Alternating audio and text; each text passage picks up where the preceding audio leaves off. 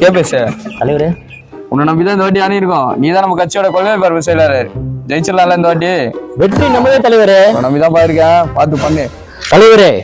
நோட்டே கொடுக்காம ஓட்டு எப்படி கேட்டு வாங்குற மட்டும் பாருங்க. நாடா எல்லாம் தயாரா? களத்துக்கு போலாம் தலைவரே. போலாம் போ.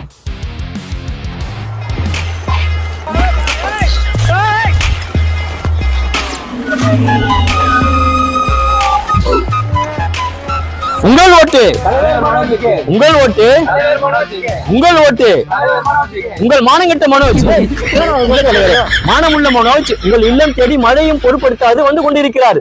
உங்கள் ஓட்டு, உங்கள் ஓட்டு, உங்கள் ஓட்டு. சரி, ஓட்டு போட்டாங்க பொதுமக்களுக்கு என்ன பண்ணுவீங்க? என்ன பண்ணுவோமா? இலவசம் இலவசம் இலவசம் இலவசம் இலவசம் என்ன இலவசம்? அதெல்லாம் சொல்லிடுவோமா? அதெல்லாம் சர்ப்ரைஸ். முதல்ல நீங்க எங்களை ஜெயிக்க வைங்க. தலைவரே, என்ன இலவசம் சொல்லிட்டா மற்ற கட்சிக்காரலாம் அதை டபுள் ட்ரிபிள் மடங்கா கொடுத்துட்டு நம்ம ஓவர்டேக் பண்ணிடுவானோ. நம்ம சர்ப்ரைஸா கொடுத்துடலாம். அட தலைவர், உங்கள் ஓட்டு. தலைவர் மனோஜுக்கு. உங்கள் ஓட்டு. தலைவர் மனோஜுக்கு. உங்க தலைவருக்கு ஓட்டு போட்டா பெண்களுக்கு என்ன பண்ணுவீங்க? என்ன பண்ணுவாரா? எங்க தலைவருக்கு பெண்கள் நாட்டின் கண்கள்.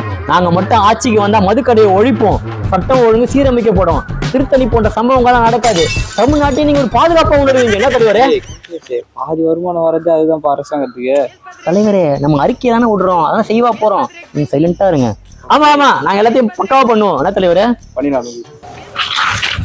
எங்க போறீங்க?